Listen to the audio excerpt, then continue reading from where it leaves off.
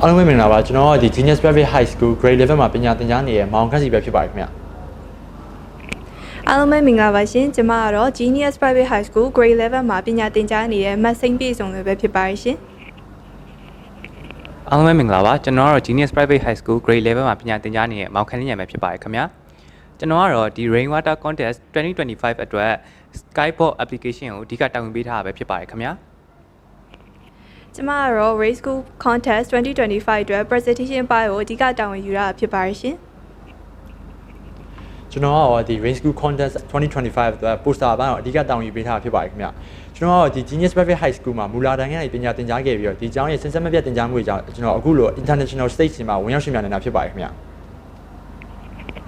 Genius Private High School ရဲ့ activity တွေမှာအားလုံးပါဝင်ရှင်ပြိုင်ခဲ့ရဖြစ်တဲ့အတွက်ကြောင့်မို့လို့ဒီလိုမျိုးနိုင်ငံတကာ international competition တွေမှာလည်းအောင်မြင်မြင်နဲ့ရှင်ပြိုင်နိုင်ခဲ့ရပဲဖြစ်ပါတယ်ရှင်အားလုံးကိုကျေးဇူးအများကြီးတင်ပါတယ်ရှင်